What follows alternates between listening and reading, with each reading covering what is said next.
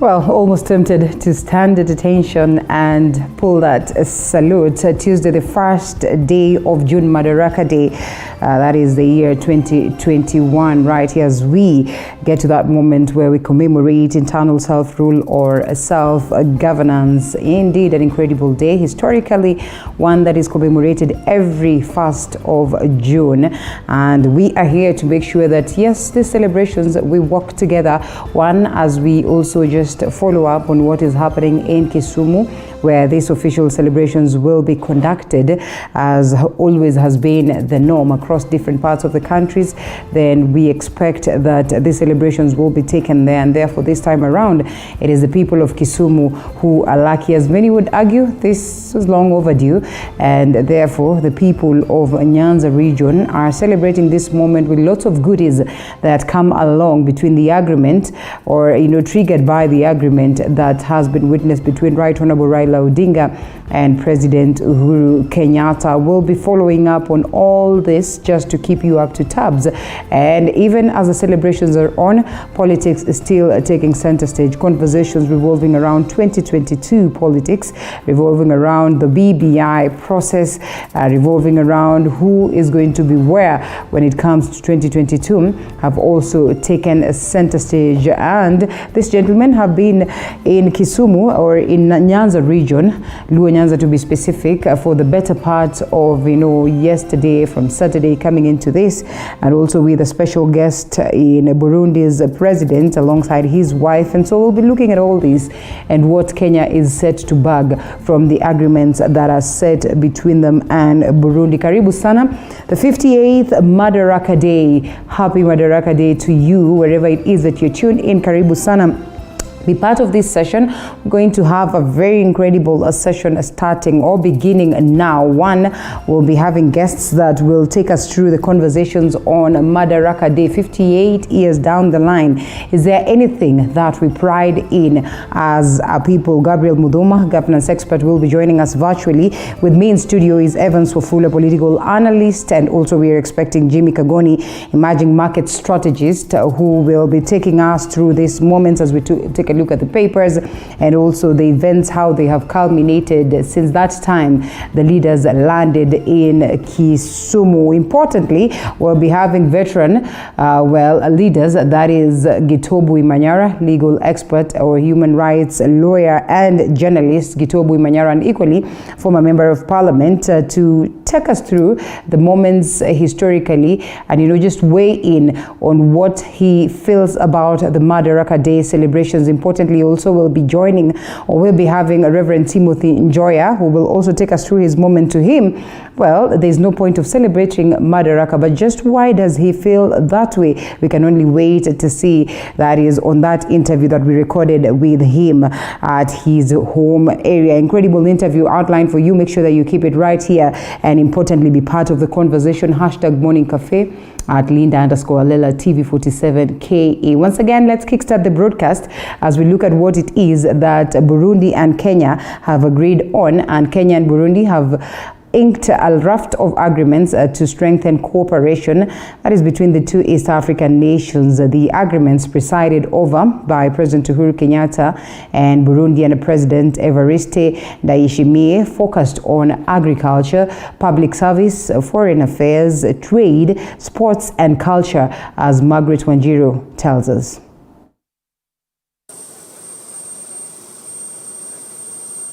Burundi President Evariste Ndayishimiye, accompanied by First Lady Angeline Dayuba Ndayishimiye, landed at the Kisumu International Airport Monday morning. The head of state, who will be the chief guest during the 58th Madaraka Day celebrations, was received by his host, President Uhuru Kenyatta, and First Lady Margaret Kenyatta. Addressing the press shortly after leading their respective delegation in bilateral talks, President Kenyatta said the two countries have agreed to strengthen and deepen their long-standing fraternal relations. The cooperation between our two countries is built on a solid foundation of shared values and principles to foster sustainable social economic development and transformation of our two countries. As you know, following the successful general election held last year, Burundi has regained peace, security, and stability. Burundi is no longer in the UN Security Council agenda and in the political agenda of the AU Peace and Security Council. The two later arrived at Kisumu Port, where they commissioned several projects, among them the Kenya Shipyards Limited, the new Kenya Railways Marine School, and the refurbished MV Uhuru cargo ship. The revitalized port is expected to open business opportunities and connect Kenya to Uganda, Tanzania, Rwanda, and Burundi. We did agree to renew the Joint Permanent Commission for Cooperation agreement signed in 2008, and our respective ministers will soon convene the next session of the JPCC and ensure expeditious implementation of the new and previous cooperation technical assistance agreements that had been signed previously. President Kenyatta said that there are enormous untapped business opportunities between Bujumbura and Nairobi and directed relevant ministries to review and address bottlenecks inhibiting growth of trade and investment between the two East African countries. President Kenyatta and his Burundi counterpart say they will continue working together in advancing the African agenda on the global stage and reiterated their country's commitment to the progress of the East African community. Margaret Wanjiru, TV 47. Has closed its airspace with Somalia with immediate effect. Only humanitarian flights will be allowed into the country, but must furnish the Ministry of Foreign Affairs with names and details of goods to be transported. Paul Kirobi with the details. Kenya informed all diplomatic missions that Kenya-Somalia airspace has been closed following the severance of diplomatic relations between the two countries.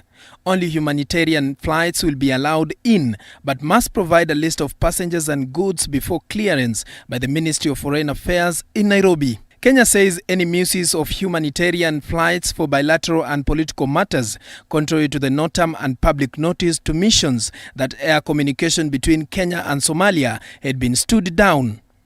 The ministry reiterates that humanitarian flights must strictly be used for humanitarian purposes to avoid a possible declaration of a full lockdown, the move being the latest diplomatic row between the two countries. Earlier this year, the Kenya Civil Aviation Authority had issued a notice to airmen on a suspension that was to take effect on May 11th and was to run until August 9th. Somalia had also cut ties with Kenya for alleged interference in its internal politics. Relations between the two countries have also been strained over the disputed ownership of potential oil and gas deposits, some of which lie off the coast of Jubaland. Paul Kirobi, TV 47, Nairobi. And police officers in Meru County disrupted a United Democratic Alliance, that is UDA or UDA, members' training that ended in a dramatic rat race. Efforts to dismiss the UDA 2022 aspirants proved futile after the party leaders, including Secretary General Veronica Maina, questioned the reason for the abrupt dismissal, forcing the officers to use tear gas to disperse them. Smokes of tear gas filled the air in a hotel in Meru as police and members of the United Democratic Alliance UDA from Tharaka Nithi, Embu, Laikipia, Isiolo, Marsabit and Samburu counties, eyeing various seats in next year's polls, engaged in running battles. It is right. So what offense? Do you have a police permit to hold this meeting? What permit did we need? We are a political party. The office of the registrar of political parties is not closed. It's been doing minimal business. As long as we comply with the COVID-19, there is nothing you can stop us from. It is alleged that police stormed the aspirants' meeting for breaching the anti-COVID-19 protocols, and their efforts to peacefully disperse the over 100 UDA members proved futile when leaders of the party, including Secretary General Veronica Maina, questioned why the police declared the meeting illegal, yet they had adhered to the COVID-19 guidelines, forcing the police to lob tear gas to disperse the crowd. We were rudely interrupted by police, an incident that we strongly condemn in the strongest words possible.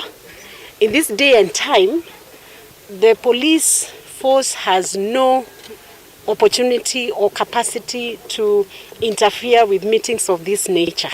Tulikuwa tumekuja hapa for training, and it is very unfortunate that you are living in a country ya mahali ambapo police force they are being used to wanatuvurusha tu for no reason, kutudhulumu because wanatukejeli kwamba we are not adhering to protocol ya COVID-19. Sisi yote, as you can see, we are all dressed in mask.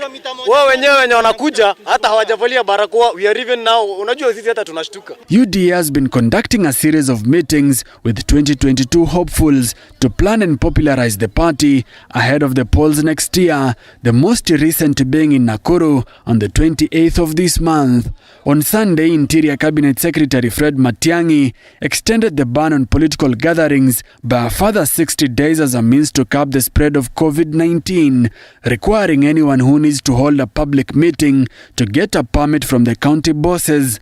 However, in a statement to newsrooms, UDA has cited the police disruption as a calculated move to harass its members and supporters. Tunafanya mkutano ambayo ni harari, kila barua imepelekwa, lakini tunakuja kufurushwa kwa sababu kuna agenda zingine tunajua zinapikwa chini. I would urge the police to restrain themselves from being used. In fact, rumors are abiding that a certain person sent the police, and in fact the OCS from Meru, I think it's Meru Central Police Station, kept telling me that we have received orders from above. I think maybe from the county commander or whoever it is that sent those orders. Why don't you exercise restraint? Are you not able to read the mood, the public mood? Similar chaos were reported during the Bonchari constituency and Rurie ward by-elections, with UDA claiming some of its party agents and supporters were harassed by police during the mini polls. Musa Salah, TV47. News stories, and we get to the papers. Remember, it's the 58th Madaraka Day celebrations, and we say happy holidays to you back at home and from wherever you tune in. Remember, we'll be streaming live the events of the day all the way from Kisumu. We have our team down there to keep us up to tabs as to what the celebrations will look like. I mean, starting from around 10 a.m. is the official starting hour, and therefore make sure that you keep it right here. As always, we say following up on these events is very important, because again, we also get great declarations that are made in such days. It's 4 years into the coming in of the SGR. We always call it the Madaraka Express. So yes, 4 years ago this declaration was made, and it has come in handy towards easing transport for people who travel from Nairobi all the way to the coast, much as it has also received its fair share of criticism. And that is one key story that finds itself on the front page of the papers. Yeah, let's get to see what paper has that particular story. It should be the Standard or the Daily Nation, and we have the Daily Nation, like I said, the Standard newspaper, and as always the People Daily. So even as we try to get a hold of it, yes, here we are, Madaraka Pride, and it's like 4 years into the Madaraka Express. I call it the SGR. Yes, here we are with that story. Front page of the Daily Nation. Is it the Daily Nation or the Standard? Yes, the Standard newspaper front page. And joining me for the conversation that is on the newspaper review is Evans Wafula, political analyst, and Jimmy Kagoni, emerging markets strategist. I'm told Gabriel Muthuma sends his apologies this morning. He is caught up in a tight meeting all the way from Kisumu. He was supposed to join us virtually. If we're able to get a hold of him later, all and good. But if not so, then we'll proceed with the two gentlemen that are in studio. Good morning, gentlemen. Good morning. Once again, karibuni sana. And here we are. Let's look at the papers briefly. That is on the front page of the Standard newspaper, expounded also. And here we are. It speaks of 4 years into the SGR. Do we pride in the SGR? Absolutely, we do. I mean, yeah, for instance, if you see how it's been able to ease the transport and movement of people across between Mombasa and Nairobi, I think the volume of people that he's been able to transport, and both people and also goods, trying to ease also business along between the two cities, I think it's something we can be able to say. Pride in that. Pride, yeah. And in all that, we still have, like we'd say, it's dotted information. It's not so clear as to just how we got ourselves into having the SGR, the documentation that went into this, the agreements that were there. President Uhuru Kenyatta promised that he's going to give us, as journalists, the information so we can disseminate to the people. Up until date, we have not been able to get that. While it is a good thing in terms of transport, I'm told, what we have registered so far are losses. I think you remember the old railway system that we had, transiting to this new system. I think they are. We need to just embrace it and just allow it to grow. Because I know one of the things is that there's been a lot of controversy in the SGR from the development inception and even the tendering. But I think in terms of what it's giving us, and many people are complaining that we still don't have full control of the SGR. Yes. And I think that's one of the things that I think maybe we need to give it maybe say the next 2, 3, 5 years to come and see how, because the network is supposed to cut across the country. There's the controversy about moving it from Nairobi to Naivasha. Now people have gone back to rehabilitating the old railway line, to moving it again from Nairobi towards Kisumu, towards the border with Kenya and Uganda. So I think, as you put it correctly, is that I think there's kind of a lot of information that has not come out there, but I think something is being done. All right, let's talk about that. And I'm glad you brought that point of we still are not in full control of the same. Jimmy, that is our biggest fear. At a time when we celebrate attainance of self-governance or self-rule or internal self-rule, there's so much fear of new colonialism. There's so much fear of, again, the hands of the West coming in to capture Africa and to take charge of Africa, in particular the Chinese. And I am sure you've heard of these stories. And in as much as they come in with development, what it is that we require as a people, then what are the agreements that go into these developments? Are we auctioning our state or our country without us knowing? Are we going to go back to a phase where it is no longer us who will be running the show, but the Chinese or the West will be running the show in the country? Yeah, that's for sure. And happy Madaraka Day to our viewers, wherever they are, the 58th one. Maybe it's a moment actually to really analyze and reflect about ourselves and ask ourselves, did we move from being a political colony to an economic colony? Because you realize that most of the decision economically actually decided either from Europe or from China. I mean, when we are coming up with our budget, we are really factoring in how much are we paying who and which one is going to where and who is going to let us what. And I want to actually to pick it from what Evans has said and just agree with him. Actually, we'd say maybe the railway is what we can, part of the small scope of the things that we can really celebrate about. But we must be bold enough just to ask ourselves, are we better off without now the political colony aspect? Or would we say that even if we just continue like that 58 years later, perhaps maybe it would be better? And maybe also do a comparison study and ask ourselves, a country like South Africa that did this 20 years or 25 years way later, after we had attained our independence ourselves, or rather the freedom of the internal rule ourselves, are they way better than ourselves, or what really changed? Because I think one of the aspects that we never changed was that we might have then gained the political freedom and the ability to rule ourselves politically, but literally we did not really gain the economic freedom to really govern ourselves economically. We still depend on those we would refer as our colonizers economically. And we have actually just been exchanging them, or rather changing them. At one point, it was the US. At some other point, it was Europe. At some other point now, it is now China. And maybe that's the key question that we really need to ask ourselves and know, how do we really emancipate ourselves from these economic kind of shackles that we are in, and how to deal with it. That would be my view. So as we celebrate the 58 years old as a country and self-govern ourselves, maybe that's the idea that we really need to ask ourselves, are we really free? For sure. All right, well, and we come back after this short break to expound some more on that. Remember, it's all about Madaraka Day, and in as much as we look at some of the stories that are making headlines, our key focus then is based on that. We are open. Make sure that you interact with us. #Morning Cafe at Linda_Lela. At TV47 KE. We sample some of your comments as we proceed with the broadcast. You can as well call us live, 0768 095 491. We will definitely pick your call. Let's take that break and we come back with more.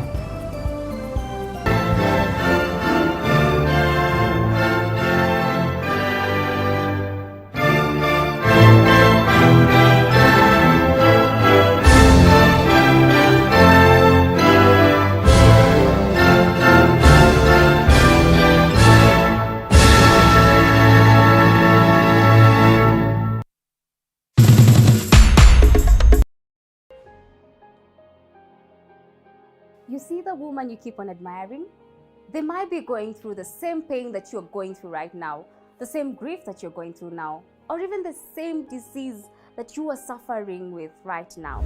Why can't I see clearly? But the only difference between you and them is that, yes, they cried, but they managed to learn through the pain and they came out as conquerors. I stayed for like 2 years without having a job.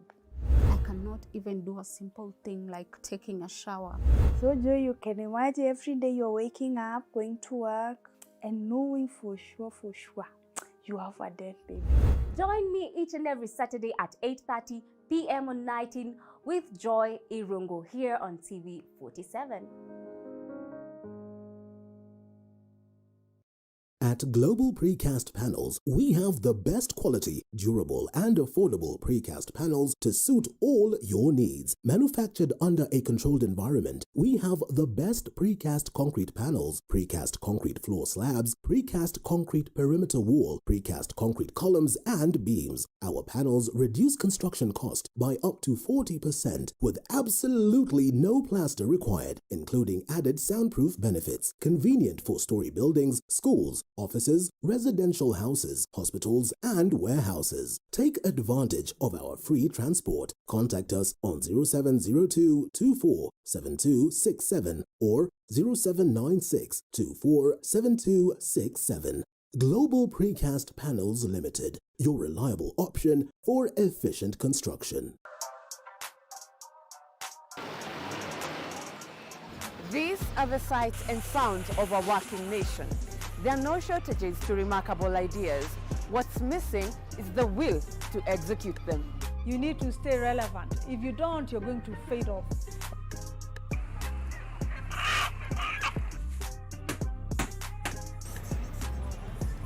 Yes, they are a dime in a dozen, but the real meat on these bones comes from trying to realize them. You just need to perfect anything.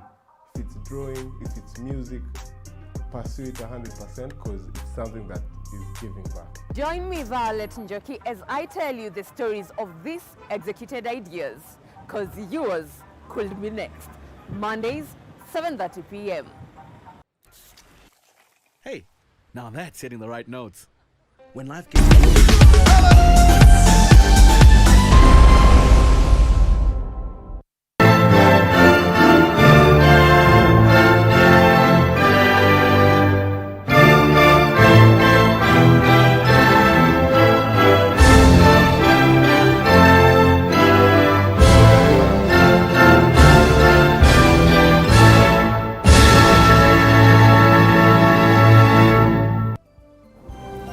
Let's appreciate some of us who are watching. Mark Omolo, Mukoya Ayua, Paul Babu, Peter K. Webb, Natuha Oliver.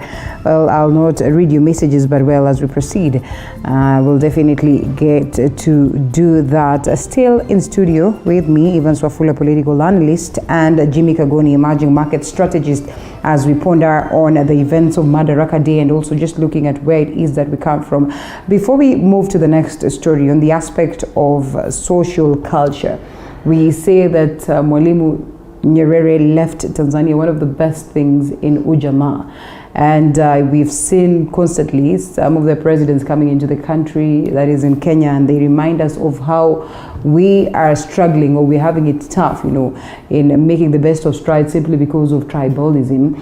And I'd want us to look at the aspect of a social contract, that in the sense that, there are agreements that hold you together as a society. Do we lack special social contracts such that when we have people coming into the country, they call the shots, as opposed to us saying that, socially, this is how we're inclined, and therefore we're not going to buy into your systems? I mean, how many times have you heard our very own girls and boys struggling to learn Chinese just because they know well that the investors are coming in the name of we are preparing ourselves for the market? Yet them that are coming and would need to equip themselves with the languages that we have here are not struggling at all to do that. Personally, first of all, I don't borrow from Tanzania. Okay. I think socialism or ujamaa was a failed. Is it so? Yeah, I don't think it really worked for the Tanzanians in terms of. There's a lot of disparities when you go to Dar es Salaam, for example. Even and when you walk across Tanzania, you realize that it came also with its disadvantages. Okay. But having said that, I think what's critical is that the social fabric of any nation. I mean, for example, our social fabric in Kenya has completely been threatened by our polarized kind of governance, both the democratic system and in terms of disparities, even when it comes to appreciating each other. So I think when we talk the examples of countries, let's say people coming in like Chinese, and those are basically for economic reasons. But in terms of social fabric, I think it's important for us Kenyans to realize that it's a high time for us to start embracing each other as not only as people from different tribes or backgrounds, but as also as Kenyans. Today is Madaraka Day. We are both celebrating self-rule, irrespective of which part of the country we come from. That's very critical. I mean, to say that today we are celebrating self-rule because we have a role. Everybody in this country has a role in what happened 58 years ago. And I think once we have that as a foundation of our country, then you realize that every other thing, because if you look at, for example, what I hear from many people and what people complain about is that every preceding government, every preceding political system that comes into power completely transforms the social fabric of the country. Then you realize that people from one, for example, one ethnic group getting into public service, or maybe people from one area benefiting from a certain. So I think that's one of the things that we need to dismantle to be able to strengthen our social fabric as a country. Then all these other things will just come in place. Do we have to be pushed to a level where we have to incorporate this in policies, Jimmy? Or how then do we just get one, social angle that would, take us from the next president to the next one, to the people who come on board, that we do not have to switch, to a preference of the person that is in power at that particular time? I've always advocated that we need now to incorporate this in our education system, and actually started when kids are quite young. There are quite a number of people, and especially the people we call the millennial generation, that do not have an idea of exactly where we are coming from as a country.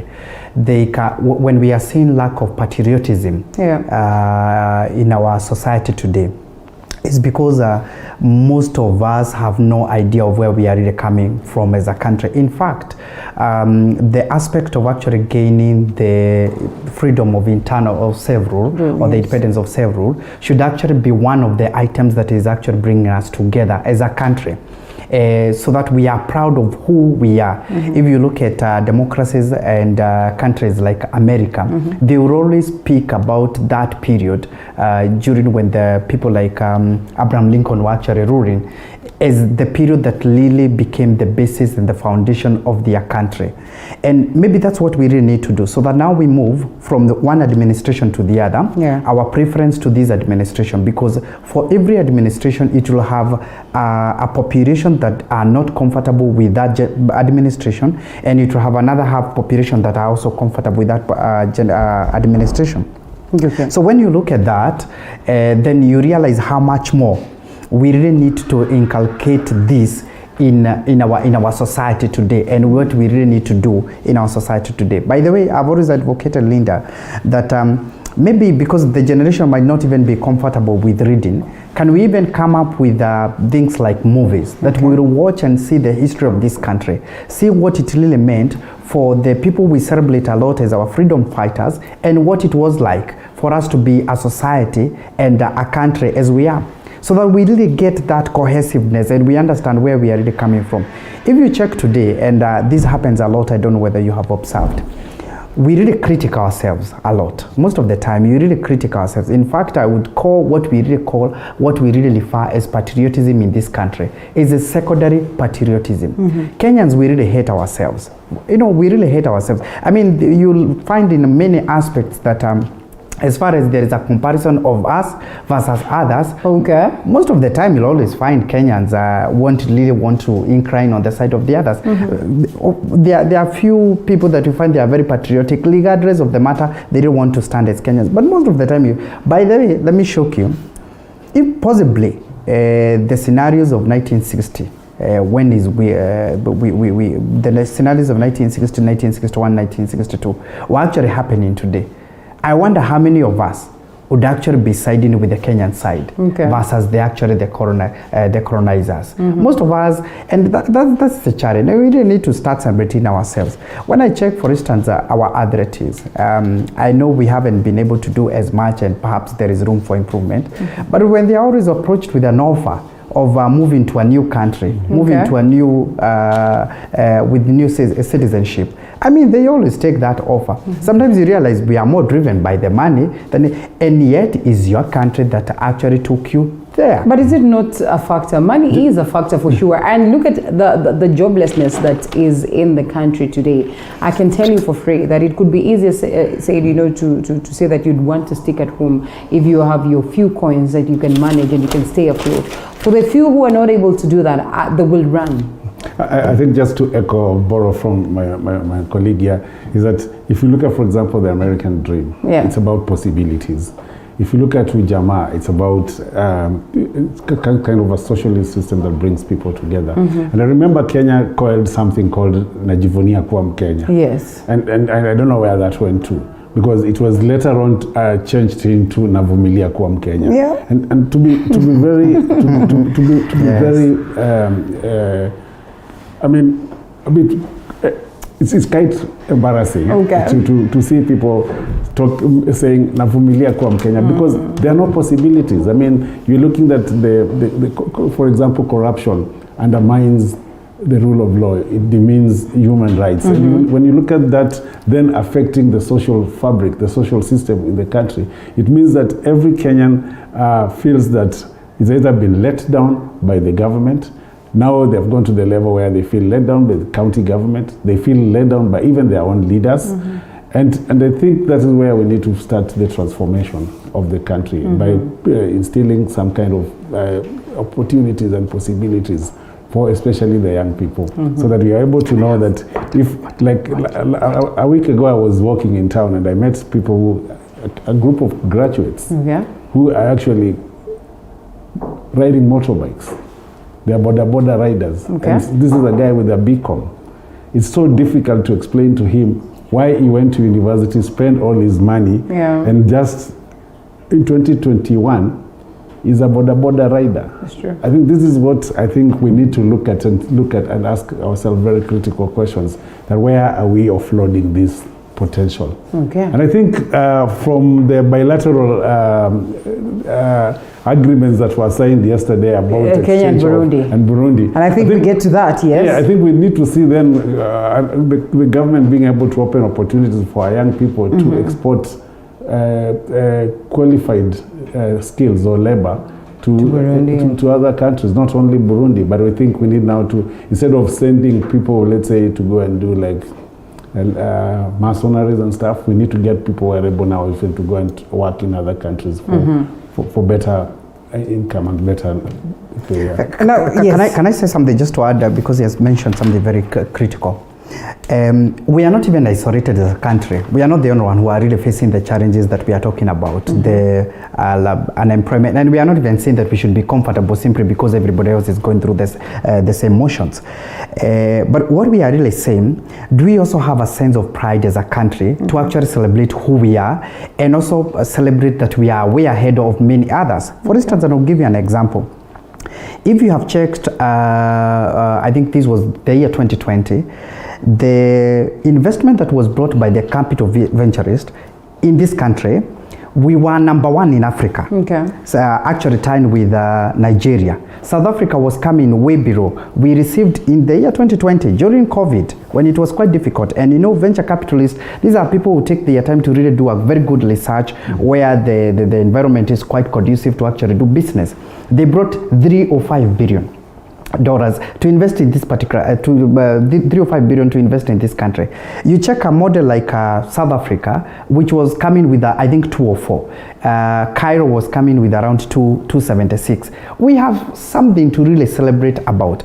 And possibly, one of the reasons why we have not been able to accelerate our growth, among many other factors, governance being one of them and many others, is also the way we perceive and our attitudes towards the way we look at ourselves as a country. And this need to be really told, and no better day like today to actually reflect about that and say, have we also contributed to the retarded growth that we are seeing, depending on our attitudes toward ourselves as a country, how we see ourselves? Because we really need to be hearing ourselves that if during COVID we were #1 in Africa, so to speak, that is enough reason, leader, to actually celebrate ourselves and say this is a good place to really invest.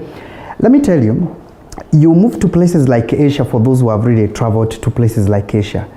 One of the reasons that have really driven some of the best economies in Asia is their pride and their sense of ownership to such countries.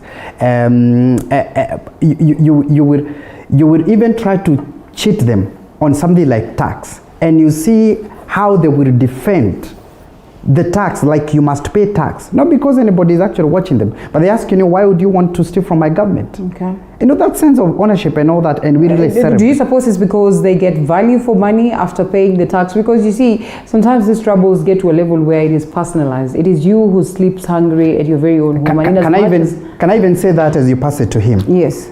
Yes, it is true. They really get value for money. But let's agree that it also stems from somewhere. Value for money is one aspect, but are you also really appreciating and having that sense of ownership that it is me? Let me tell you, if you only celebrate your company because of the salary they give you and because they pay you well, I mean, you know, that sense of ownership that this is what I've been able to build, regardless of many other things. There is an aspect that we really need to cultivate as a country.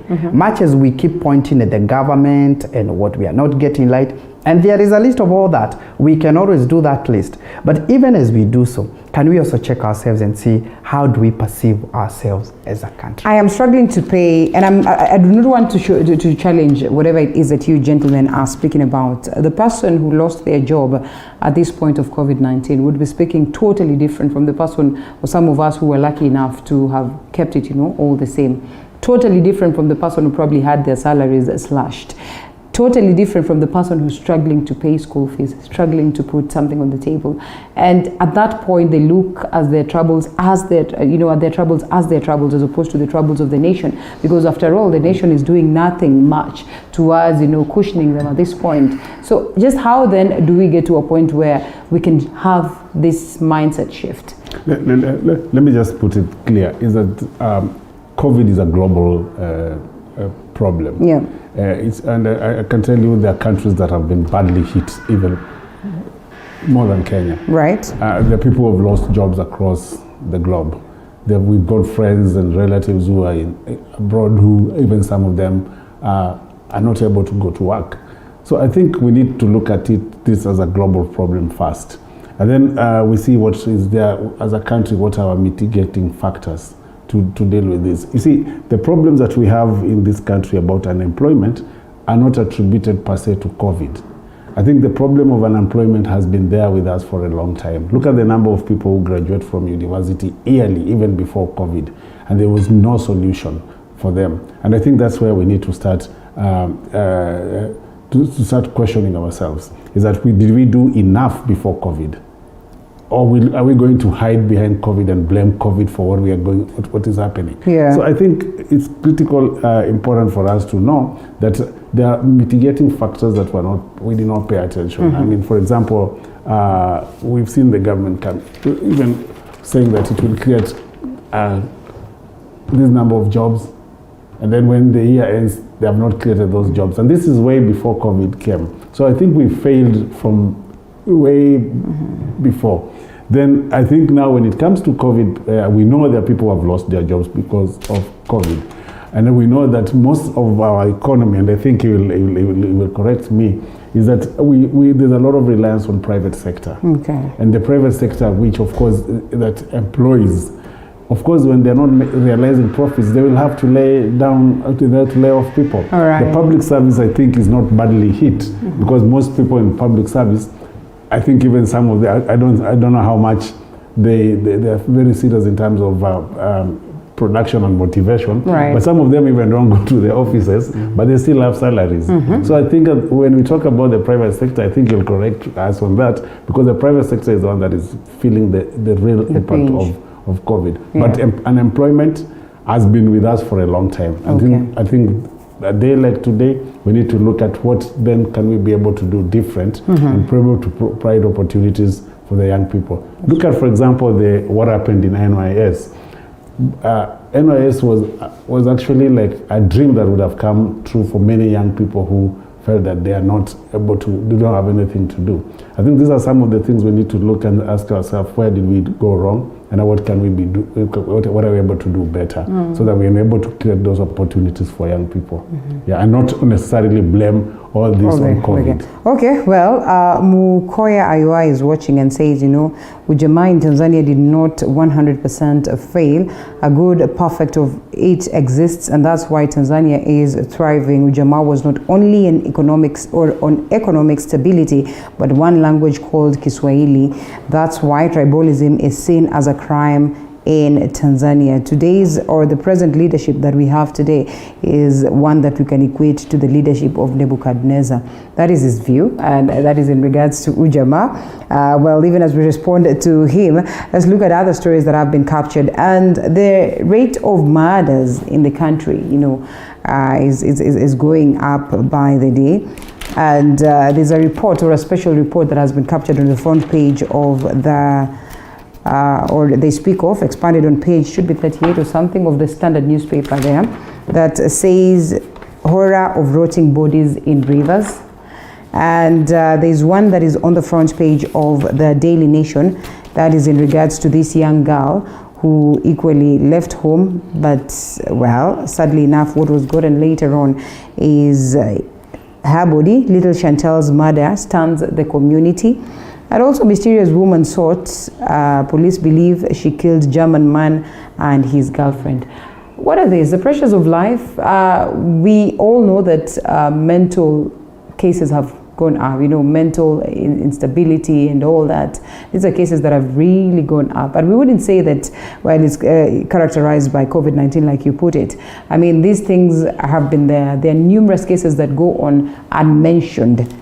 Jimmy, just what ails us as a people? What do we need to do to avoid such occurrences? To even imagine that a young girl can lose her life just like that without clear indication of what really played out. It's something that we probably need to speak about. Yeah, that's for sure. It's actually a sad state of affairs, so to speak. And I think of late there have been quite a number of cases, disappearance of people, and by the time we are discovering, then you realize that they were murdered or something happened to them. And I want actually to appreciate what the media is doing to highlight these kind of cases a lot.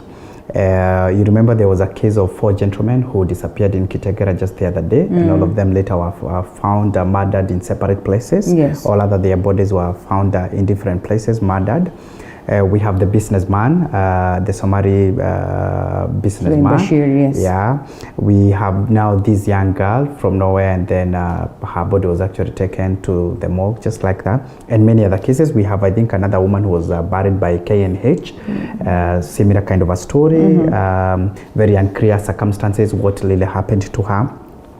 and many other cases. We have also quite other cases that are alleged of marital violence and gender-based violence, that are really happening. And the media is doing something quite great here to actually highlight these kind of stories. And maybe one of the things that we really need to speak here and talk about it boldly is that whatever the situation, murder has never been a solution, so to speak. Murder has never been a solution. And we have seen this kind of, whatever it is, because you don't wonder, why would someone really want to kill a young child? I think she's 8 years old or they're about 9 years old. What do you really gain? Why would you want to take away such a future from this country? How does it even satisfy you, so to speak? And what is actually what would you really be looking for?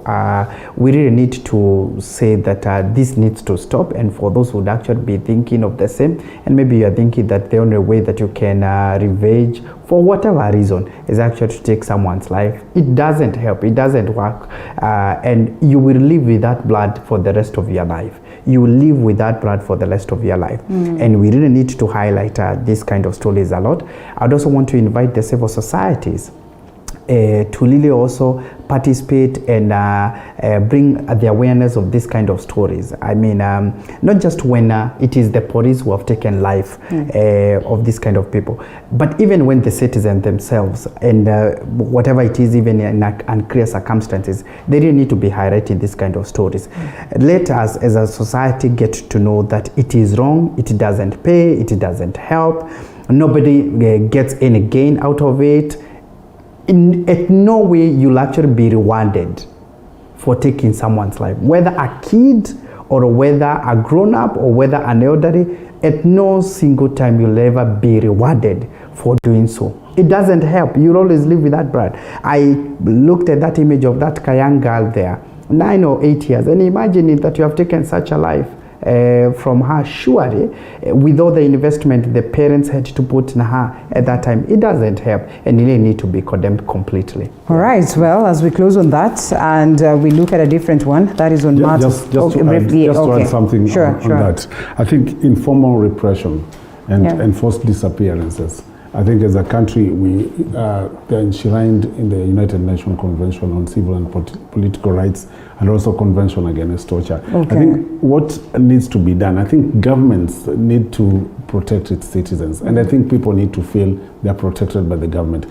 I would ask you, do you feel safe in your own house? Do you feel safe in your neighborhood? I think it's critical that we now look at where has the government failed the people in terms of providing that safety. I think every government swears to protect life and property of its citizens. And this is a clear evidence or indication that there's something that needs to be done.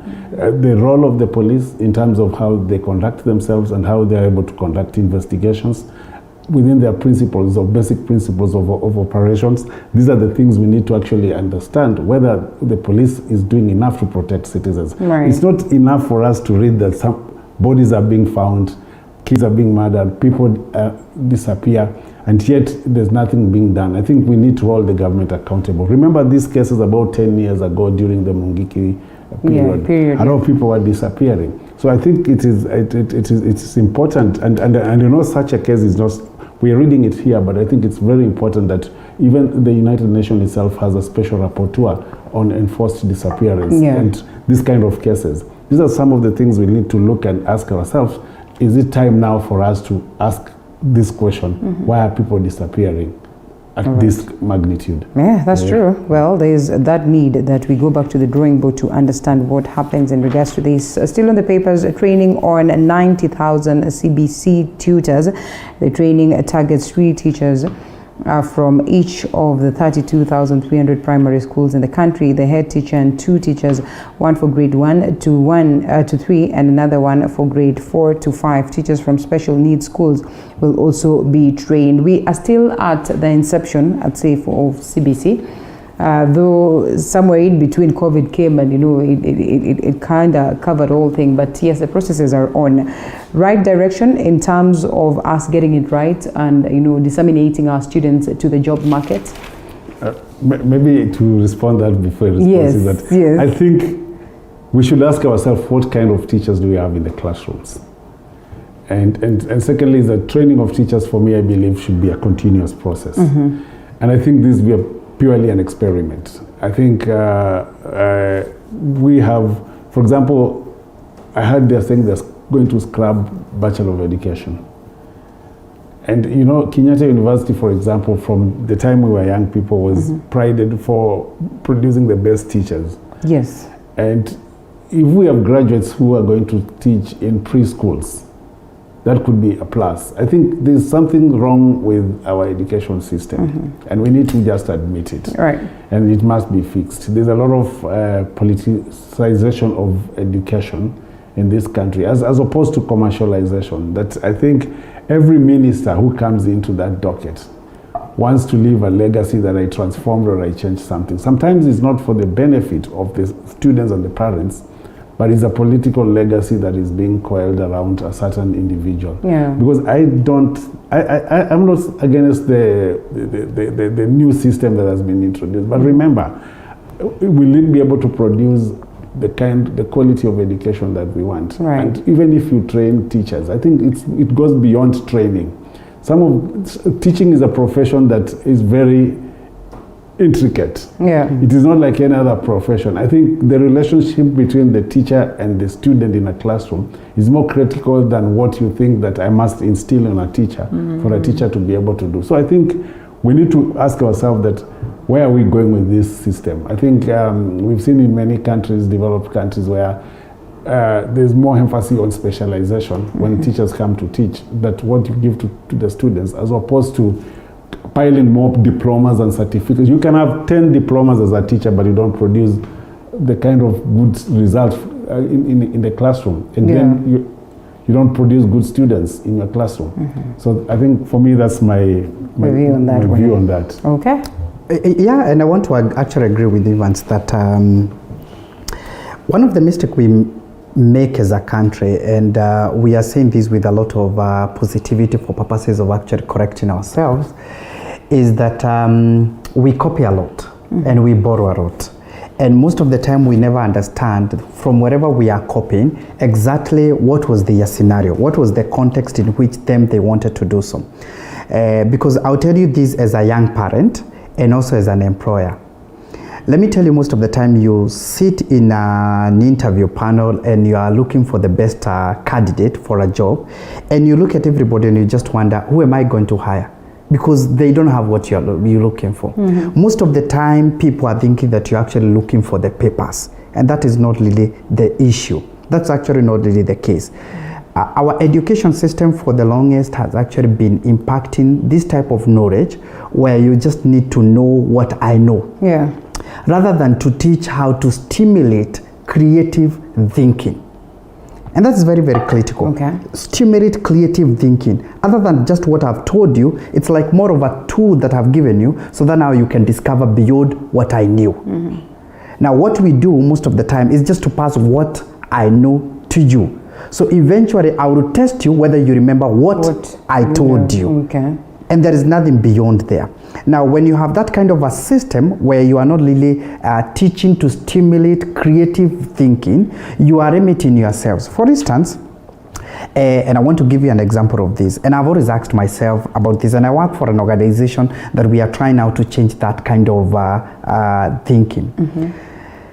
If you think of how many projects and theses are written every year by graduates, every year, yet we are still wallowing in unemployment as a country, you'd ask ourselves, so what is this project that we write about? What is this thesis that we write about? Because if I am in a media class or in a journalist class, and I'm writing a project is basically, or a thesis is actually a problem statement that I'm trying to solve. And I've always advocated, and that's what the organization that I work for, that's what we are trying to say, that if you are writing, you are trying to deal with a problem statement, can you actually write a problem statement which will employ you? Because we have impacted you with the knowledge. Now, what problem statement do you want to deal with in the society out there? Because most of the time we do the thesis and the project to actually have very good books that are going to be kept in the shelves of the university and the college. And that's why when I realized you as my lecturer, that all you are doing is to get a good document, I have no problem with hiring Evans to write the document for me so that I can get the academic grades and go out. So I'll be rated as a first class. Okay. But when you look at me here, you are really wondering what a first class, what is this first class? Because there is nothing beyond, I mean, you are very basic things that you'd actually expect me to have, I don't have them. Can I shock you, and maybe you might have witnessed this, Linda? Yeah. If education cannot be seen from outside before you see my papers, then it is not worth it. Issues even to do with personal organization, issues to do with innovativeness, issues to do with just going an extra mile to think beyond the problem and what do we really need to do this. If that cannot be seen before you see my papers, because you should see my education before you see my grades and my papers. The papers should actually be confirming what you actually saw way before I presented any of them. Now that's the challenge. And I look at my sons even when they are coming out, and I see how much homework they are given from school and over the holiday that they must do. But beyond the books and the homework they are doing, I really want to see that knowledge out there. And fairly, just to say without accusing the education, I mean, system and the stakeholders, I can't really see it. I can't really see it. You know, there is all these and they are doing a lot of homework and all that.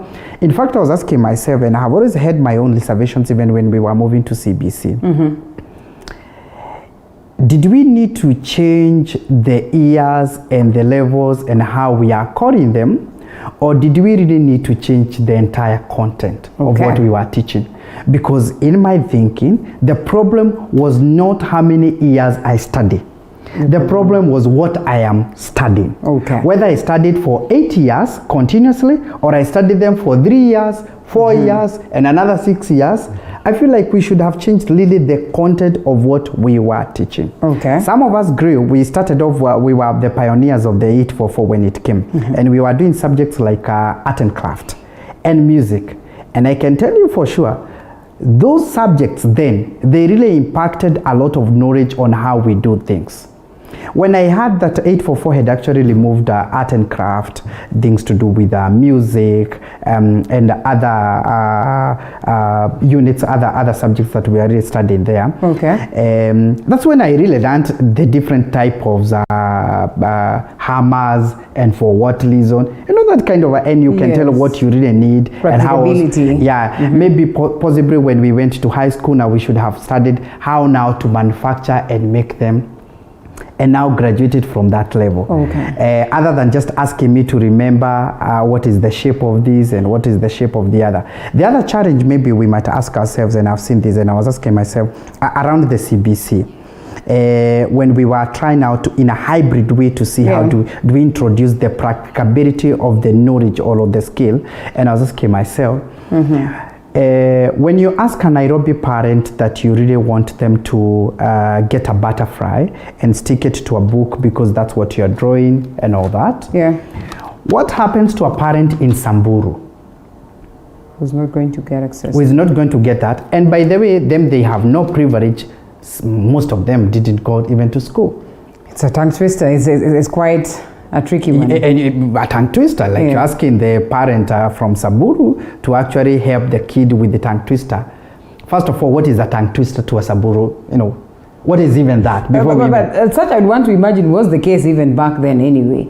Yes, I mean... so the point is, why don't we root this out and get into something that is practical? And I come across guys who really went through the times of, is it Carrie Francis and all that? Yes. Those guys are very knowledgeable. They are thinking, and the way they look at things and issues, they are very knowledgeable. Maybe we really need to check. And you know, by the way, they were actually writing on the ground, so to speak. They had no access of the books and all that. Maybe we need to be a bit sensitive and really check and have a stakeholders meeting and discuss the education sector and the content we are really impacting to the future generation. If these are the people that are going to compete with the Bill Gates of today, if my son with the knowledge I see them being impacted are the people who are going to compete with the kids of Bill Gates and of Mark Zuckerberg, literally.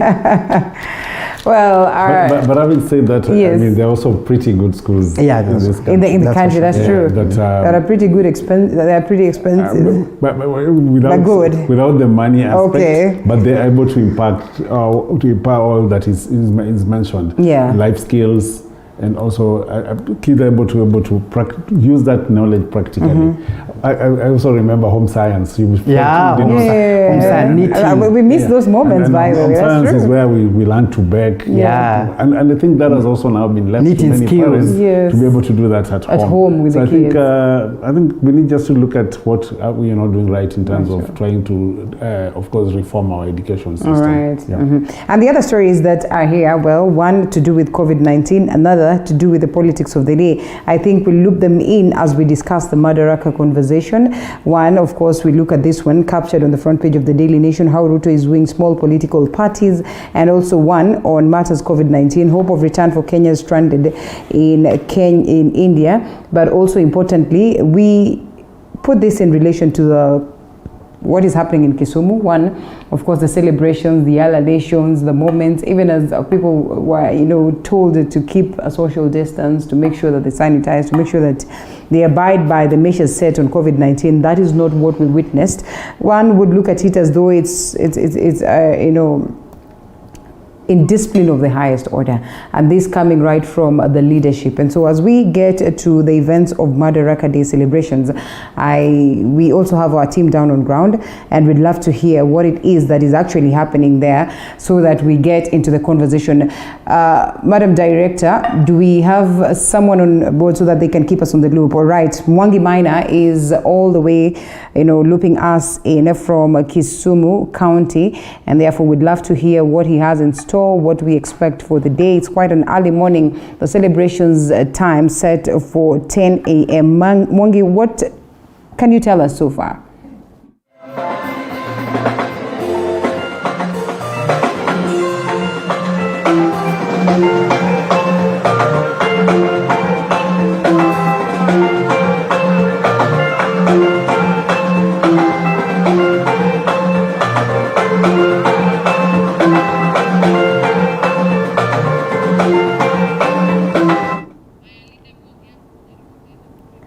All right, as we try and get a hold of Mwangi, let's briefly talk COVID-19 and the numbers and the cases. It is not all rosy in Kisumu County, yet it is the very same spot where these celebrations are being held. I had a session with one of the veterans, and he argues that in his own opinion, maybe these celebrations would have been postponed. I might agree, I might disagree. Okay. One of the things is that we've got bad manners as people. I mean, we have to look at it. It's personal responsibility. Mm-hmm. We cannot always say that. Let me tell you, when COVID started, there were three principal facts that we needed to do. Yeah. Social distance, wash your hands, and stay home. And it's very interesting is that the government, and I don't want to say the government is not doing much or blame the government. I think we've got personal responsibility to whatever is happening around ourselves, in order for us to keep ourselves safe. Mm-hmm. You are not forced to go to that meeting. You can choose not to go to that meeting. Yeah. And even we walk around, assuming there's no Madaraka celebration in Kisumu, if you look at the bus park, if you look at the markets, there's no social distancing, there's no washing hands, there's totally nothing. And if you look at, if COVID is to spread, it will not only spread because a politician has called for a rally or there are people meeting somewhere. Mm-hmm. I think we have bad manners, and we really need to start re-examining ourselves. Mm-hmm. It is personal responsibility. Even in our own homes, for example, I think even there are people, you tell somebody don't wear a mask, they don't. Social distance, they don't. Mm-hmm. So I think we need to do much in terms of taking personal responsibility as opposed to looking at it like that if I go to that rally, I'll get COVID. Yet, even without rally, go to Kisumu after this rally. Yeah. You will be surprised that the markets are full. I have seen that even here in Nairobi when you go along Thika Road. Mm-hmm. You see this Githurai market. Mm-hmm. It's completely full. So I think we don't need to bring politics Yes. or blame politicians for. Sometimes it is our own responsibility. We have failed ourselves. Then we if they show up and we do not show up, they'll have no one to address. I'm telling you, and I can tell you, some people go there because there's handouts, and I've been told, come, we need to mobilize people. You can choose not to go. And I think Kenyans need to learn and see what has happened in other countries. I think countries that are mature democracies, people just heed. You're told, don't go out, they don't go out. We will not see them out. Here, you're told, don't go out, somebody comes and starts saying, what will I eat? I need to go out to go and look for what I'll eat. That's true. I think we need to look at ourselves and ask ourselves that are we failing ourselves also as individuals, as opposed to saying that the government has a responsibility not to bring a rally in Kisumu because we will attend. You know, it's like telling somebody, don't bring this rally in Kisumu because we will attend. Yes. And I think you just have to make your personal choice, your decision, and decide that. And I've seen people who decide I'm not going. And I'll tell you another thing. Yes. You will also see that manifesting itself into funerals in the villages. That's true. There are people who will not fail to go to a funeral. And it's not the government taking you there. It's a personal responsibility. That's true. So I think for people who have taken this, life is normal. It's only when now we start talking about politicians appearing somewhere, then we make it look a big thing. But even without that, Larry, the Madaraka celebration, people have taken life as normal in those parts of the country. That's true. A height of irresponsibility from our leaders somehow, in as much as we say that we do not want to blame them, because you see the excitement that there is when they are being celebrated, when they're marching the streets, or when they're cruising along the streets, and with that acknowledgement that we have a couple of different variants in Kisumu County, the worst variant that has gotten India into its nest. Let's talk a little bit of politics, Linda, here. Yes. But I would want to look at it from two angles, and maybe begin with the angle of where Evans have left it. Yeah. Yes. As Kenyans, first of all, let's check at the primary level of our obligation. Just the other day, Thika Road was closed at night because laborers were going home that hour. And you saw the number of vehicles on the road that hour. Yeah. How many of us were close there? Because literally we were out, people were just doing their thing. And by the, let us also not really lie to ourselves that, because I saw the conversation that was going there that people are trying to rush to beat the curfew and all that. Some of the people who were there were celebrities. And by the way, there were no public means. There were no matatus on the road at that hour. It was personal vehicles.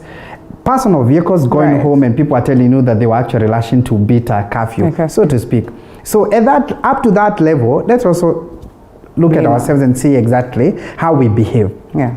The level of personal responsibility has been quite low, that's for sure. We haven't done much, so to speak. And we love and we like a lot to actually point fingers. But on the other side, let's come to the government. I was really asking myself, we have the Indian variant, and we saw how dangerous this wave is and what it did. And incidentally or coincidentally, the 4 suspects were actually in Kisumu, yet we are also taking this meeting there. And I can imagine the high-level kind of conversations that have been there to really ask ourselves, do we really need to expose ourselves to this? Because this is one of the meetings that is quite amplified a lot. There are other places that this is happening. For instance, like Ivan says, you go to Githurai Market, you go to the market here at Haile Selassie, you go to some of these public places and you realize that people on their own, they are not even observing that. And by the way, the people at Marigiti might even be far much more than even the people who are going to attend the celebrations today. It's only that nobody has actually taken the count of. But the people at Marigiti today, the people at Githurai Market, the people at Kirigiti Market, the people at Kawangware, the people at Toy Market, they might be much more than the figures that we are going to witness today in Kisumu. However, did we really need to expose our people to that much, knowing the Indian variant and what is actually happening in Kisumu? I later realized that this was also quite critical politically, and it's good to just mention it here. First of all, President Uhuru Kenyatta is actually going to his stronghold. Yeah, okay. Today. All right. And that is quite critical to him. Because Mount Kenya region has decided to abandon their leader. And he has found new daggers, and the stronghold now is in Kisumu. Yeah. So now it's a matter of where there is more weight, and you realize that an opportunity has presented itself. So let me just visit my people. So President Uhuru Kenyatta is actually visiting the stronghold. These are the MPs who really stand with him and his policies all the time. Okay. When he's been disappointed by the Mount Kenya region. So therefore, it's a matter of, can I sacrifice myself a little bit to also accommodate them and make them feel like I appreciate this. Hold it right there. That is a conversation that we genuinely want to have. But first, let's loop in Mwangi and we come back to the political aspect of the same. We also have Mukoya, who's sent a couple of responses in regards to what we have, and I feel like he's one of us, is a panelist actually back at home, and therefore I'll be sampling some of his comments. But first, let's loop in Mwangi Maina all the way from Kisumu County. Mwangi, good morning.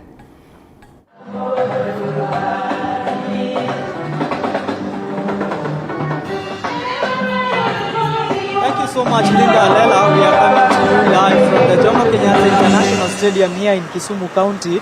It is a bright Tuesday morning as Kenyans wait to celebrate the 58th edition of Madaraka Day, the day Kenya gained self-independence, or rather self-internal rule from the British.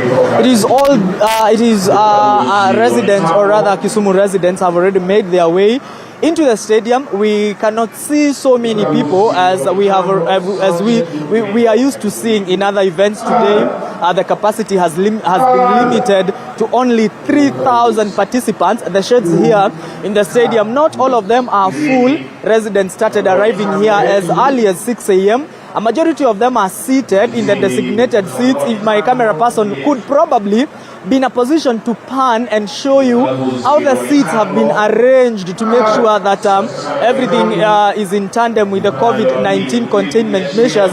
So every seat here has been arranged to adhere to the 1.5 meter rule. You can see from up there the dais where the invited guests will be sitting, where you can see chiefs and other members of the uniformed forces.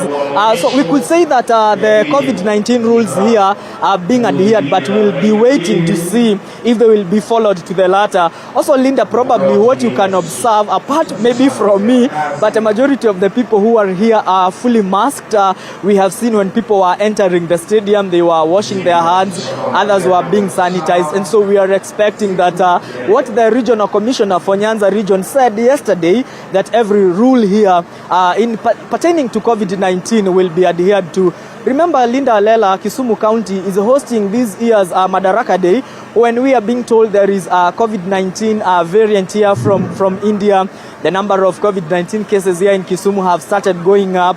So we really expect that that everything will be followed. Also, Linda Alela, probably what we noted early in the morning in other events, we have seen a huge number of people coming, crowding at the gates. Sometimes we have seen a fracas between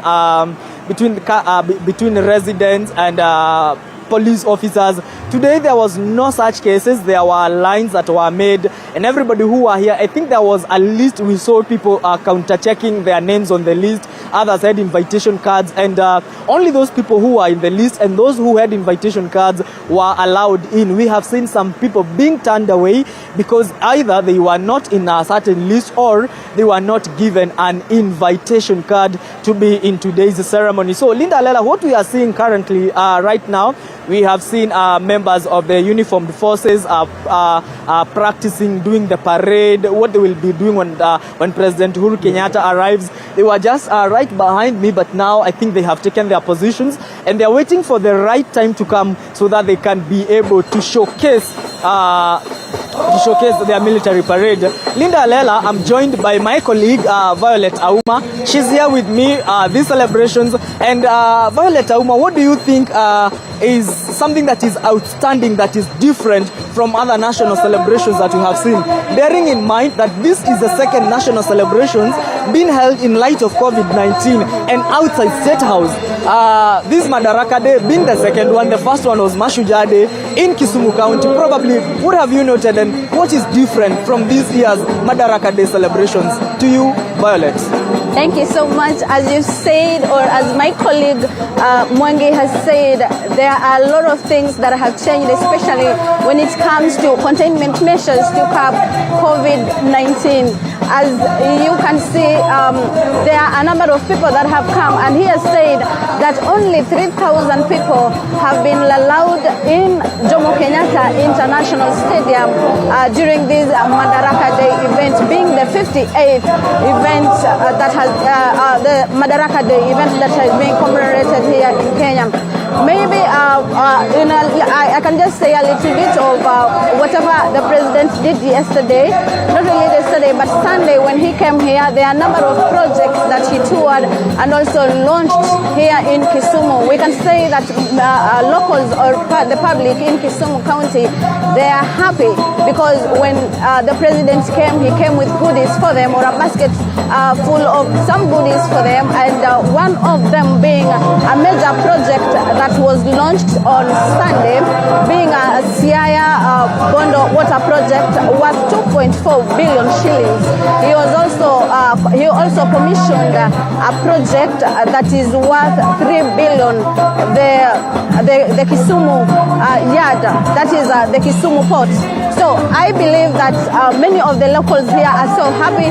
The number of the locals that we talked to them yesterday, they were so happy, saying that with the commemoration or this event being held here in Kisumu, it comes with goodies, and also urged the president to ensure that the whole thing is that the lives of the public, because most of them, they are saying the high cost of living is something that they are expecting that President Uhuru Kenyatta is going to address in his speech today. During the events that were being launched, the projects that were being launched, President Uhuru Kenyatta was in company with Raila Odinga, who was the former Prime Minister, and also he was accompanied by Burundi President Evariste Ndayishimiye. So here in Jomo Kenyatta International Airport, you can see everything is set, and of course, where we have seen since we came in and out of the stadium, security has been heightened just to ensure that only 3,000 people that were given a pass to come to the stadium come here, and of course in line with the containment measures to curb COVID-19 pandemic. So maybe back to my colleague Mwangi, probably maybe what do you think is going to be part of the president's speech? Because we've been told, many of the locals that we talked to yesterday, they were saying there was an outcry that there is something that is supposed to be done, especially when it comes to the high cost of living here in Kisumu. Yeah. Well, Linda Lela, we are celebrating Madaraka Day in a time when the country is continuing to reel from the ravages of COVID-19 pandemic. Right now, we are in the second year of the COVID-19 pandemic in the country. The economic ravages, citizens here, residents of Kisumu County say the cost of living has gone up. Remember, the first time President Uhuru Kenyatta gave stimulus packages, there was also the reduction of taxes. There was the lowering of people who pay tax and all that, and they were later reviewed upwards. So we are hoping that President Uhuru Kenyatta today, in his speech, he will take cognizance of the fact that Kenyans are facing hard economic times. We will be waiting to hear what the president will say in regard to the economic revitalization of this country. We are also expecting that that maybe President Uhuru Kenyatta will talk on matters relating the Building Bridges Initiative and the BBI Amendment Bill of 2020. Remember that the parties that were involved in the BBI have already gone to the Court of Appeal to appeal a decision by the High Court that declared the BBI as null and void. Coming back to Jomo Kenyatta International Stadium, Linda Alela, I think we are still within the program. What we are seeing right now, the different teams of entertainment, both local and international. We have a team from Burundi. They will be showcasing their culture here through dance. Local musicians here, known, well-known, little-known. We are just expecting to see what will happen. And Linda Alela, probably to note that in some of the celebrations we have seen a lot of color. We have seen different teams presenting here. But according to the preparations we saw yesterday, not so many teams will be presenting today because today's ceremony, it is not as long as we have seen other ceremonies here. It is slated by 2 p.m. This event will be over. So Auma, probably you can tell our viewer what kind of presentations are we expecting here probably in the next 1 hour. So much here in Jomo Kenyatta International Stadium. We believe that, of course, there is a laid down protocol that will be followed, and of course we have entertainment teams that will be entertaining, and of course, as my colleague Mwangi has said, we have entertainment teams from here in Kenya, and also we have entertainment teams that accompanied the president from Burundi that will also be entertaining here. And here, as he has said, not so many teams that will be included or will be able to entertain on this Madaraka Day just as normal because of the containment measures. Not everybody, not all teams will be able to come and entertain today. But we were yesterday during the preparations, we were able to see dancers, we were able to see people who are coming with some instruments just to come and entertain. And also we believe that with everything that is going on, everything is in line with the containment measures of to ensure that, of course, we curb the COVID-19. Because as it is right now, Kisumu has been one of the counties that has been recording a higher number of COVID-19 cases, having another strain from India.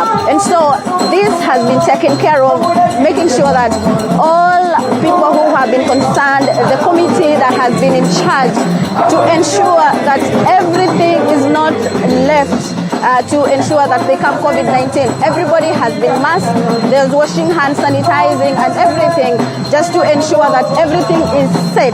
And so probably by 10 we will be expecting the President Uhuru Kenyatta and also the Burundian President Evariste and the First Lady, of course, coming to Jomo Kenyatta International Stadium to commence the event.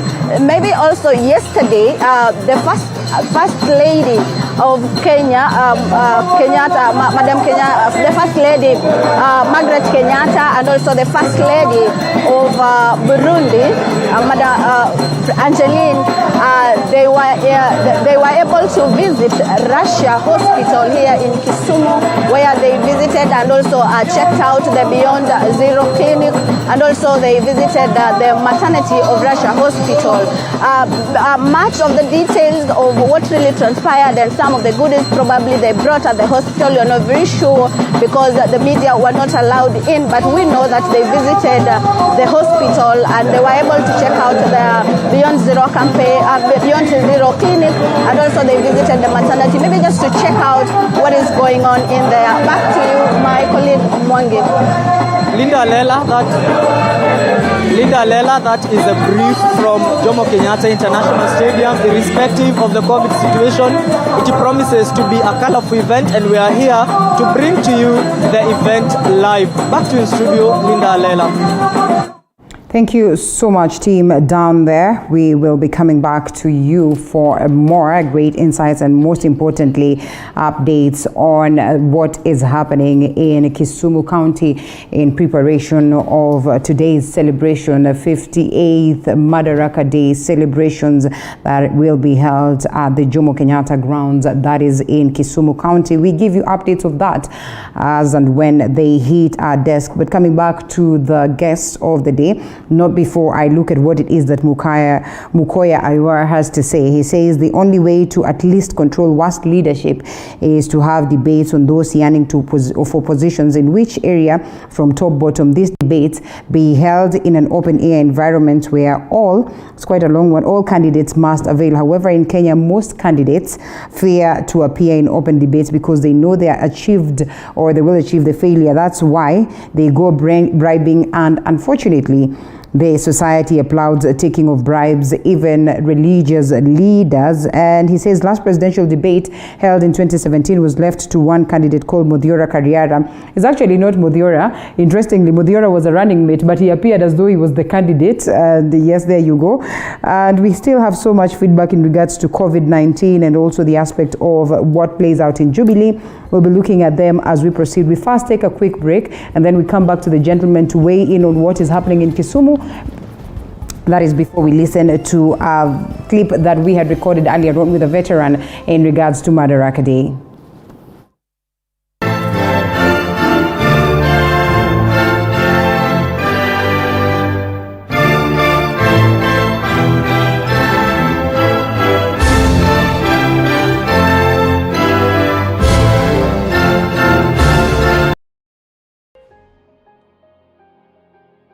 You see the woman you keep on admiring?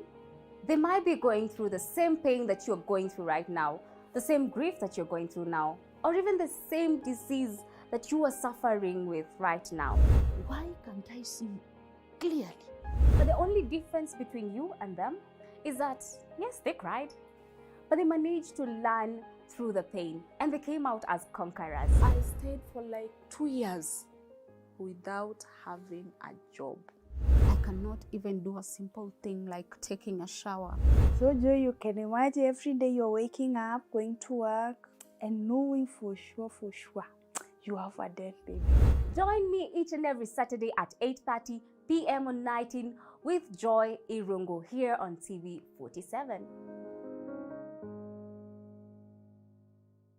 At Global Precast Panels, we have the best quality, durable and affordable precast panels to suit all your needs. Manufactured under a controlled environment, we have the best precast concrete panels, precast concrete floor slabs, precast concrete perimeter wall, precast concrete columns and beams. Our panels reduce construction cost by up to 40% with absolutely no plaster required, including added soundproof benefits. Convenient four-story buildings, schools, offices, residential houses, hospitals, and warehouses. Take advantage of our free transport. Contact us on 0702 24 7267 or 0796 24 7267. Global Precast Panels Limited, your reliable option for efficient construction. These are the sights and sounds of a working nation. There are no shortages to remarkable ideas. What's missing is the will to execute them. You need to stay relevant. If you don't, you're going to fade off.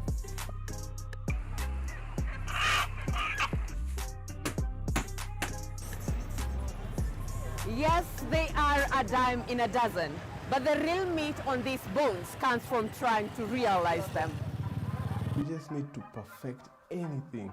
If it's drawing, if it's music, pursue it 100% because it's something that is giving back. Join me, Violet Njoki, as I tell you the stories of these executed ideas, because yours could be next. Mondays, 7:30 p.m. Hey, now that's hitting the right notes. When life gets boring, we bring out our play. You see, playfulness is in our DNA. It's in the way we move and laugh. It's in the way we walk, the way we rock, and how we just don't stop. You feel me? We add color to everything, to every day and every dish, because the world needs our crazy. We're the different flavors that make life more exciting.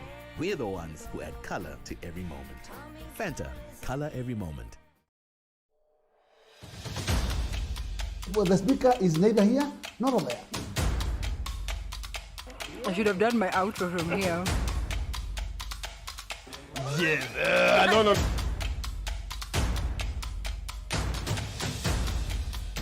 And just like that, I look beautiful. Tune in to Morning Cafe, Mondays to Fridays from 6 a.m. to 9 a.m.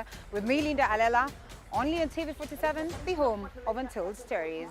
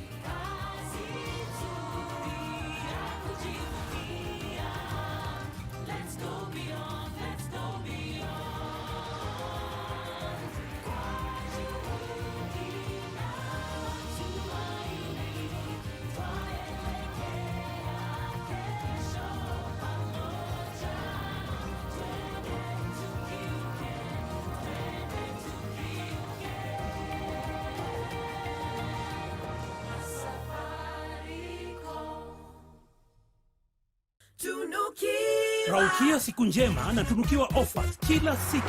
Pata offers zote mahali pamoja ili uongeze zaidi, utume SMS zaidi na ubrowse zaidi. Wewe usijali, tuma namba ya kila supplier kwa hiyo soko.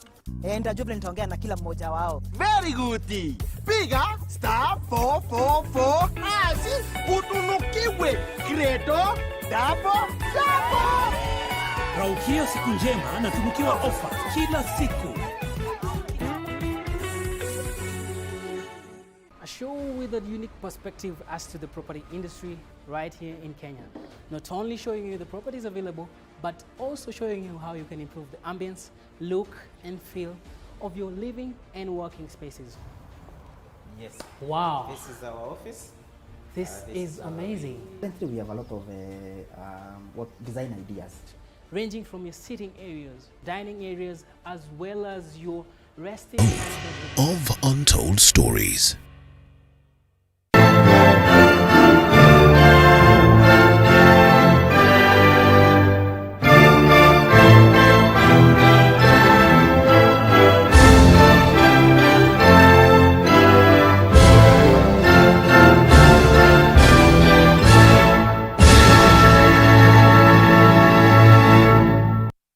Still in studio, Evans Wafula, political analyst, and Jimmy Kagoni, emerging markets strategist, as we delve deep into this conversation. And some bit of what it is Mukoya says, the people have taken it normal due to corruption scandals involving the Jubilee governments since COVID-19. Why are the guests blaming the people? Well, it's unfortunate. Government should take up the blame outright. The leadership in Jubilee government, if they are told that Sankara, or if they are told what it is that Sankara did for Burkina Faso before he died or before his assassination, then they will definitely be shocked. They say the government is to blame on COVID-19, the whole public gatherings. And let us not blame the people. The people did not participate in corruption horror from the leadership on matters academics. He says on academic situation in the country, no matter how many times we change the curriculum of our education without involving the public, but going on copying other nations, we are not going anywhere. Still on so much more that is in regards to Madaraka. I know we do not want to ponder so much on that, because then we've had the gentlemen also give their views and substantiated the same. We come to today's celebrations. Your expectations? I think with national cohesion, I think my expectation is that I expect the president to emphasize on national cohesion, building that trust and confidence among Kenyans.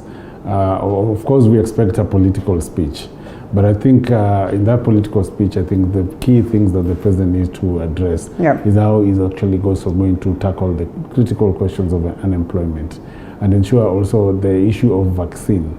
I think there's a lot of worry and fear among Kenyans that whether they will be able to get this vaccine at the right time. So I think those are very critical things that the president needs to address in his speech today, because you remember every country is going towards attaining at least 50% of its population vaccinated.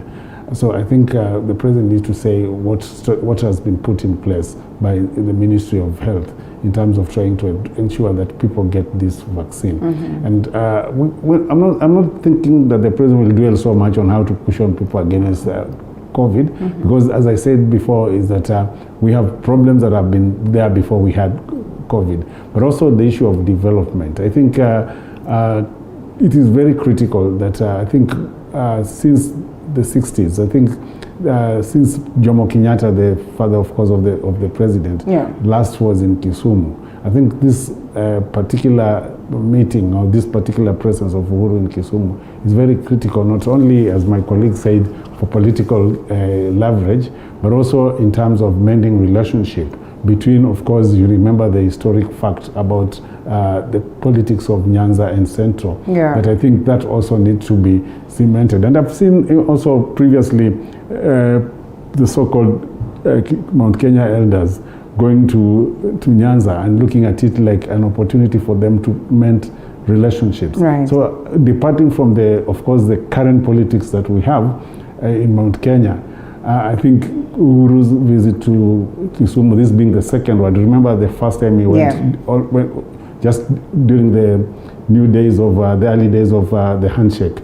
And now that he's going now again for this Madaraka Day, I think it's important that we expect that out of this, then the things that he has always said that he wants to build, that is national cohesion, ensuring that his legacy is built towards living a peaceful country. These are the things we want to see today in the speech. In this equation, where does it leave the DP and his supporters? Because he enjoys quite, a magnitude of numbers, and therefore, if we are speaking peace and cohesion and coming together, then we would want to believe that the president should be cognizant of this other side that feels disgruntled. Well, what I expect now is that, remember, during the days of the campaign, the DP was not even properly received in Home of Bay. There was a lot of heckling and stuff like that. So I expect that after this also, the DP should also make seize the opportunity and go to Nyanza. Remember, he's the deputy president of the Republic of Kenya, and he is free to travel and go anywhere in this country. I think he needs also to take the opportunity that since the message that would come, the building bridges and the kind of national cohesion that we are going to see, I think the DP should also take opportunity and also visit Nyanza. I think I will not sit here and say that there's the places where he cannot travel. Remember, before the handshake, it was very clear that there are parts of this country both the DP and the president would not visit. But now look what we are seeing. We are seeing that if the president can visit Nyanza. And we are told that the DP is going to be there in the celebrations, just that it will be moving around. And we're waiting to see. And if the DP will be there, it will be a good gesture, a good step, I mean, towards bringing people together. We expect to see the DP also being able to traverse all across the country, all parts of this country. As the deputy president, not as the DP allied to whatever political affiliation, but as the deputy president. And I think this is what Kenyans tend to forget a lot, is that the deputy president has not ceased to be the deputy president. That's true. And as a deputy president, he can be able to visit anywhere he wants across the country. And I think that is one of the things we really expect to see, that he also has an obligation and a mandate to bring Kenyans together. Are we going to run away from this phase where it will be news, or we'll say it will no longer be news for the DP to travel in the Nyanza region? Like today, it is no longer news for us to see President Uhuru Kenyatta traveling to the Nyanza region. The first time he was going there, the kind of tension, the fears, the expectations, that were there. Today, it's a whole different affair. In fact, there are lots of celebrations that we witnessed in Nyanza region when President Uhuru Kenyatta is going there, especially Luo Nyanza. Are we likely to see a scenario that the same will be made upon the DP, and therefore it will be an aspect of indeed us, speaking of cohesion and that peaceful coexistence? Yes, Linda, that's for sure. And I hope that we are really going to see that. But allow me just to say something, and then I come back to that and something that you had asked him. Maybe today, as we do the celebration, should actually be a reflection moment. A reflection moment of 58 years and what we have achieved as a country, what direction we have taken, what is our trajectory, what is our growth rate in every sector, and what we really need to do. I believe that's the best way to actually check on any anniversary. When we got our independence, and this is what I said when we were starting off, possibly we concentrated a lot moving from being a political colony, and without knowing we became an economy colony. Such that now we depend on the Europe, the US, the China, and any other country to actually come and assist us. Around the 1970s, yes, what we were really fighting there was the disease, the poverty, and ignorance. Those were the three immediate challenges that we needed to deal with as a country. And maybe we need to check and ask ourselves, how much have we been able to deal with those three challenges in terms of education? I was asking myself as I was driving here, Linda, for instance, on education, how many more national schools have we been able to create over and above those ones that were created by the colonialist or the missionary? I mean, when you mention of the best high schools and the best high schools in the country, the Alliance, the Stalehe, the Loreto, I mean, you realize that most of these schools were, or 70 to 80 or 90% of these schools were actually the schools that were created by the missionaries or the colonialists. How many have we been able to create to that level? And maybe that's something that we need to ask ourselves. We are living in very difficult times when it comes to the health sector. The COVID has presented a reality that needs to us maybe to have a conference and a conversation and ask ourselves, how much have we been able to deal with our health? It was actually a challenge in 1970. By then, the vaccination, some of the diseases, the chickenpox of the day then were quite a big issue. The malaria were quite an issue. But of course, we have modernized and we have moved from that bit. But are we better off? I'm just reading the papers here of Kenyans who have been stranded in India because they had gone there for the medical tourism and they have not been able to come back. And when you check the numbers of the Kenyans who really go to seek medical services in India, really we need to have this conversation seriously. First, in the health sector, the cost of getting health services in Kenya is quite high. Is really high. And that is a conversation that we need to have this modern day. Number two, you check on the negligence, the levels of negligence that we experience and are visible and depicted in our health services centers in this Kenya is quite serious. And by the way, without even attacking the doctors, and I know we have made some good progress in with some of the doctors and some of the procedures that we have been able to do as a country. Maybe it is high time doctors themselves hold a conversation and a conference and ask themselves, why would a Kenyan prefer to go to India? Why would why would a family want to do a harambe, a fundraiser, just to move their patient to India to go and seek for medical health? What is that we are lacking? The perception around here is that number one, the cost is quite high. Number two, the level of negligence is quite high. Let's just agree and face it and see how we deal with that. And so when we are saying that today is actually a day of reflection, is a day that we would invite the health sector, the education sector, the transport sector, and every other sector, and for every sector to take stock and check how much more do we really need to do? Where are we? Is this the direction? Is this the rate of growth we would really want to achieve and all that? And that kind of thing. Coming now to the cohesion and the question he had asked about how maybe the deputy president is going to be received in Kisumu. I mentioned to you earlier that you realize that President Uhuru Kenyatta was actually going to his stronghold. Equally, Raila Odinga has over the years mastered something that as far as that there is a platform to mobilize his constituency, then he will always grab that opportunity. I want to believe that his primary motivation, there could be another motivation, but his primary motivation even for a referendum is because this presents an opportunity to him to actually mobilize and congregate his support one more time. Now that is slightly different from and especially the location now might not really be the same for the deputy president, who could be feeling like he's actually going to a little bit of a foreign territory. I am made to understand that the politics there are also changing gradually and starting to tilt, and the people around Kisumu area, they start feeling like they would want some freshness of a kind, or maybe they're also looking for a change of a kind. However, I'm looking forward to see the people of Kisumu today and the people of Nyanza today being able to graduate from the level of just dealing with the regional politics to national politics, to a point where they will not even they will not look at the deputy president as a change for purposes of because he's coming from a different region. They would want to really judge him from the angle of what is he bringing on the table. Okay. And now that he has already expressed his ambitions that he would want to lead this country, I would want to see the people of Kisumu judging Raila Amolo Odinga, not because of the preference that he comes from the area, but on the basis of the ideas he really want to present, what he really says that what this country need to look like.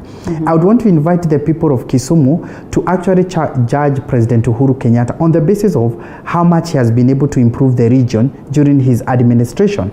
That is a better way of looking at it and bringing the... Would it be unfair maybe for the people of Kisumu to view the DP and the president on different lenses, yet we know very well that they hold the office together today? I think it's very important. Let's not forget that this, both the president and the deputy, if the deputy goes to Kisumu today, they are guests of Raila.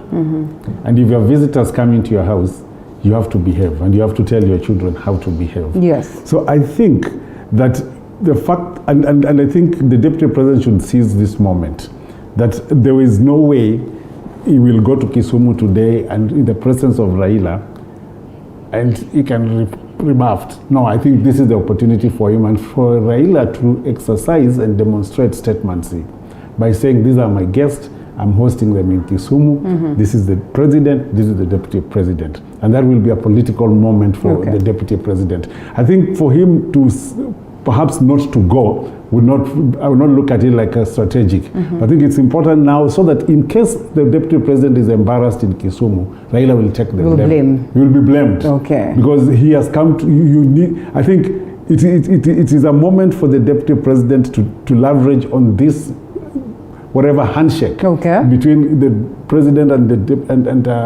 Right Honorable, yes. And the way they normally say apite katikati yao, so that when he gets an opportunity even to speak, then he will, the people in Kisumu will realize that next time if he comes without Raila or without Uhuru, he will still be embraced. And I think he needs to go to Kisumu if he has not thought of going. I think he should be the next quicker person to run. He should be the next flight there, Yes, his office reports that he will be there. We wait to see whether he's going to be there. What they say is that he will not be moving around with President Uhuru Kenyatta, commissioning some of these projects or the goodies that go to the people of Kisumu. We'll come back to react on that. But first we take a quick break, and from that quick break, then we'll be having this interview, or we'll play this interview that we had with the Honorable Human Rights Lawyer and Journalist Gotv Manyara. But then again, we'll still hold our guests right here for that conversation on the goodies that go all the way to Kisumu. Well, fairly appreciated, but also in equal measures,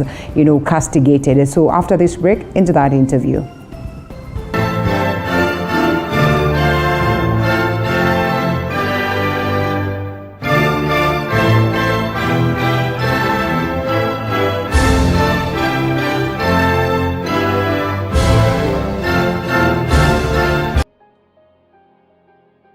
You see the woman you keep on admiring?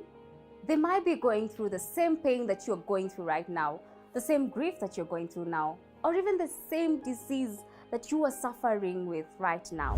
Why can't I see clearly? But the only difference between you and them is that, yes, they cried, but they managed to learn through the pain, and they came out as conquerors. I stayed for like 2 years without having a job. I cannot even do a simple thing like taking a shower. So Joy, you can imagine every day you're waking up, going to work, and knowing for sure, you have a dead baby. Join me each and every Saturday at 8:30 p.m. on 19 with Joy Irungu here on TV 47. At Global Precast Panels, we have the best quality, durable, and affordable precast panels to suit all your needs. Manufactured under a controlled environment, we have the best precast concrete panels, precast concrete floor slabs, precast concrete perimeter wall, precast concrete columns and beams. Our panels reduce construction cost by up to 40% with absolutely no plaster required, including added soundproof benefits. Convenient four-story buildings, schools, offices, residential houses, hospitals, and warehouses. Take advantage of our free transport. Contact us on 0702 24 7267 or 0796 24 7267. Global Precast Panels Limited, your reliable option for efficient construction.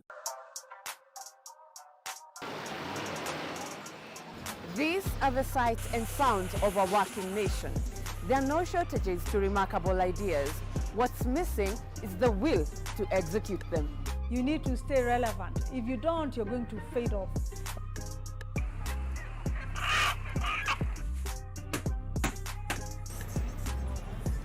Yes, they are a dime in a dozen, but the real meat on these bones comes from trying to realize them. You just need to perfect anything. If it's drawing, if it's music, pursue it 100% because it's something that is giving back. Join me, Violet Njoki, as I tell you the stories of these executed ideas, because yours could be next. Mondays, 7:30 p.m. Hey, now that's hitting the right notes. When life gets boring, we bring out our play. You see, playfulness is in our DNA. It's in the way we move and laugh. It's in the way we walk, the way we rock, and how we just don't stop. You feel me? We add color to everything, to every day and every dish, because the world needs our crazy. We're the different flavors that make life more exciting. We're the ones who add color to every moment. Fanta, color every moment. Well, the speaker is neither here nor there. I should have done my outro from here.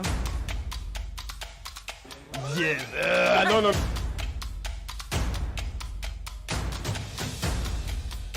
And just like that, I look beautiful. Tune in to Morning Cafe, Mondays to Fridays from 6 a.m. to 9 a.m.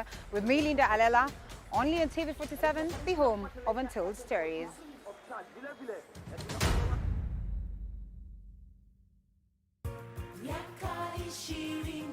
Safari anza ya kutu